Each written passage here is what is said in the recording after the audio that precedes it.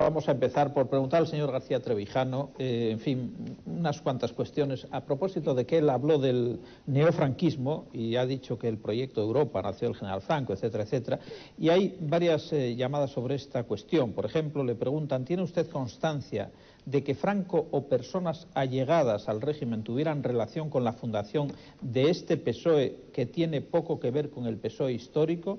Y en relación también con esta cuestión, dice, ¿no considera usted que el felipismo puede ser una pantalla de los anteriores poderes fácticos que han quedado vivos del franquismo? Y ya para terminar esta cuestión, ¿de qué manera el gobierno de Felipe González se ha aprovechado, si es que lo ha hecho, del golpe del 23F? Son muchísimas cuestiones, voy a tratar de responder muy resumidamente.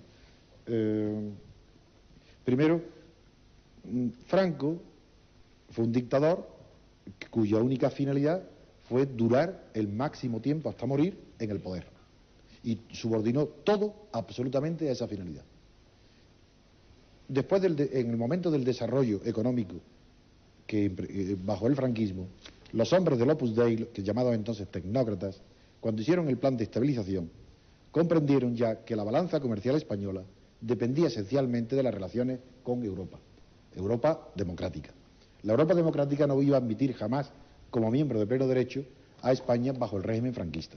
A pesar de lo cual, sí que el oportunismo y el pragmatismo de la política dominante en Europa y de los norteamericanos que sostenían a la dictadura de Franco, por tanto, yo nunca he sido un beato de Europa, porque yo no olvido el apoyo que el general Franco recibió de esos europeos que tanto después quisieron el Partido Socialista homologarse. Yo a Europa siempre la he visto críticamente, sobre todo a su gobierno, pues hizo que la idea de incorporarse al mercado común fuera una decisión gubernamental hecha y realizada con acuerdos y convenios comerciales con el equipo del Opus Dei tecnócrata encabezado por Ullastres. Primer punto.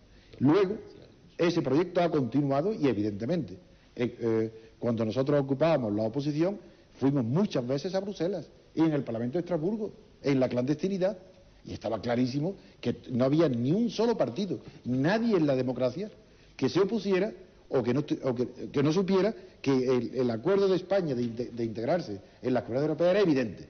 Por tanto, eso no puede ser nunca un proyecto del Partido Socialista Obrero Español. Primer punto. Segunda cuestión que usted ha planteado es si tengo conocimiento que Franco protegiera de algún modo al Partido Socialista Obrero Español, que no tenía nada que ver con el de Toulouse, el de la República y el del exilio. No tengo conocimientos. Los únicos conocimientos que tengo son que en la clandestinidad, por ejemplo, voy a poner datos concretos, el señor Fraga, ministro del Interior, con Carlos Arias, en una reunión en mi despacho, en el Paseo de la Castellana número 102, se nos sorprende a la policía, cuando se firmó el documento de fundación de la Plata Junta, me detienen a 10, a 7, 8 personas, entre ellos al señor Solana, hoy ministro, al señor Raúl Morodo, y a Marcelino Camacho, a Nazario Aguado de Barrio, y a mí también. Y nada más que llegar a la Puerta del Sol, el señor Solana y el señor Raúl Morodo son puestos en libertad, cuando tenían puesta la misma firma que nosotros. Y nosotros fuimos a la cárcel. Luego, evidentemente, el franquismo, viviendo Franco, antes ya hacía una discriminación en la clandestinidad, y al Partido Socialista Obrero Español, a sus dirigentes, estos jóvenes los trataba con guante blanco. También sé que la policía tenía órdenes, captadas por nosotros en las escuchas, que el nombre de Isidoro no se detuviera en las manifestaciones. Entonces se detenían a personas que iban con Isidoro de otros partidos, pero a Isidoro no. Luego yo estaba en la cárcel 4 meses, que no tiene ningún mérito más que haber sido uno de los elementos que luchó por las libertades, y en la cárcel había detenidos políticos, en la época que yo estuve, aproximadamente unos 400, y estaban todos los partidos políticos, incluso gente de la derecha, y no había uno solo del PSOE que hoy gobierna. En cuanto a que el felipismo sea una cobertura, que es la última pregunta, para que los elementos fácticos de la dictadura hayan continuado en el poder, diré nada más que de eso sí que hay pruebas evidentes, y lo saben todas las estadísticas y la sociología.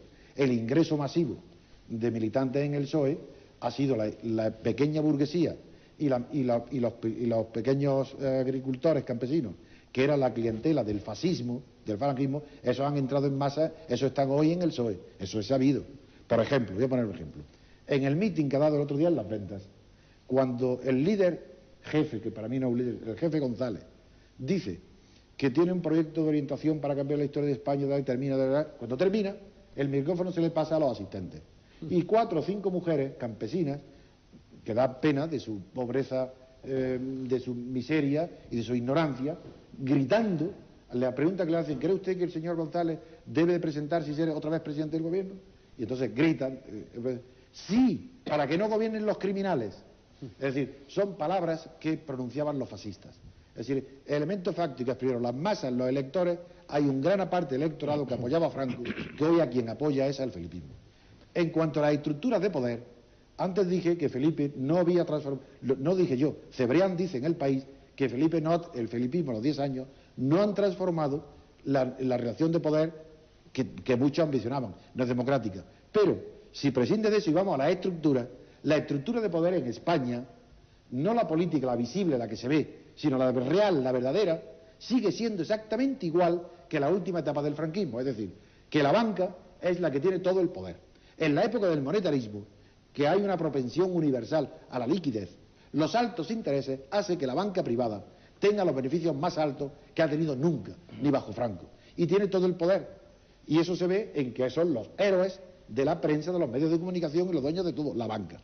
Yo no tengo nada contra la banca, puesto que yo no soy socialista y por tanto no creo que deben de nacionalizarse, pero es evidente que hay una estructura de poder empresarial de la banca y las grandes industrias multinacionales que han venido a apoyar en la banca y la industria también apoyan al felipismo. Por tanto, sí puedo decir que hoy el gobierno de Felipe está apoyado en estructuras de poder que son las mismas sociológicamente, económicamente, que apoyaron al general Franco, y que eso es consciente el gobierno, y las ideologías que le dan y las medidas del INEM, las medidas del despido, todas estas es porque son exigencias de los soportes que le dan el poder a Felipe González.